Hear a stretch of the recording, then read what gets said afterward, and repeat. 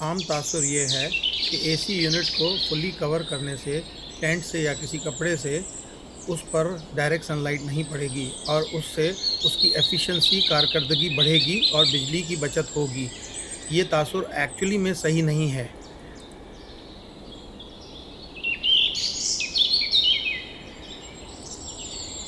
हकीकतन जब किसी AC unit को किसी चीज़ से कवर कर दिया जाता है तो दो प्रॉब्लम्स क्रिएट होते हैं। एक तो बाहर की फ्रेश हवा, ठंडी हवा अंदर नहीं आती और एसी के यूनिट से नहीं गुजर पाती।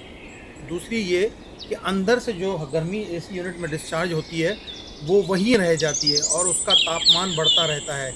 जैसे ही उसकी गर्मी एक सर्टेन पॉइंट से ऊपर चली जाती है तो कंप्रेसर खुद ब खुद शट ऑफ हो जाता है, क्योंकि उसमें बाय डिज़ाइन ऐसा इंस्ट्रूमेंट लगा हुआ है कि उसको शट ऑफ कर देता है, वरना कंप्रेसर जल जाएगा। इसलिए आपको यूनिट को कभी भी किसी चीज़ से कवर नहीं करना चाहिए। लेकिन अगर आप इसके गिर्द, एसी यूनिट के गिर्द झाड़ियाँ और लंबे दरख्त लगा दें तो वो उसको छाया मुहैया करेंगे और साथ साथ उसको ठंडी हवा भी मिलेगी। हवा का बहाव जो है बहुत इम्पॉर्टेंट है। वो एसी यूनिट को, फ्रियोन को वेपर फॉर्म से लिक्विड फॉर्म में कन्वर्ट करने में मदद करता है। अगर आप चाहें तो विंडो स्क्रीन को यूनिट के चारों तरफ रैप कर सकते हैं। उससे एक फ़ायदा होता है कि गंदगी और झाड़ियाँ और पत्ते यूनिट के अंदर नहीं जाते और कॉइल ज़्यादातर साफ़ रहती है, तो उसकी एफिशिएंसी हाई रहती है।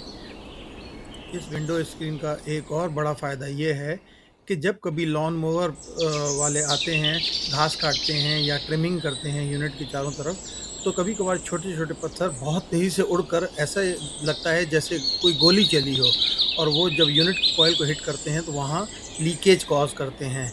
और दूसरी बात यह है कि उसके फिन्स को भी मोड़ देते हैं, जिससे यूनिट की परफॉर्मेंस पे फ़र्क पड़ता है और आपको डैमेज कॉइल को दोबारा रिप्लेस करवाना पड़ता है अगर उसमें छेद हो गया है तो।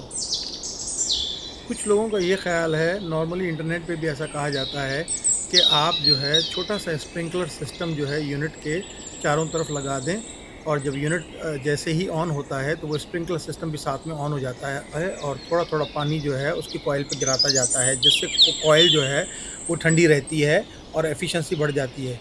लेकिन उसका जो सबसे बड़ा डिसएडवांटेज है वो ये है कि नमी बढ़ जाती है और वो नमी जो है आपकी यूनिट की बॉडी को ज़ंग लगा सकती है और उसकी उम्र घटा सकती है।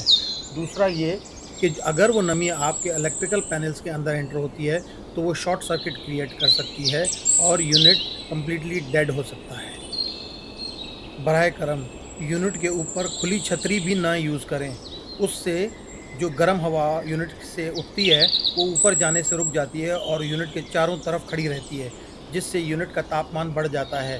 प्लीज़ छतरी भी ना यूज़ करें।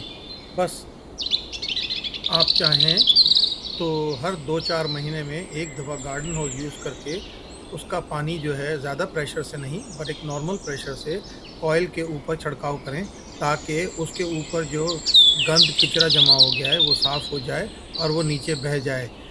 हैवी कचरा तो वैसे भी अंदर नहीं जाएगा, क्योंकि आपने अगर नेटिंग यूज़ की है तो।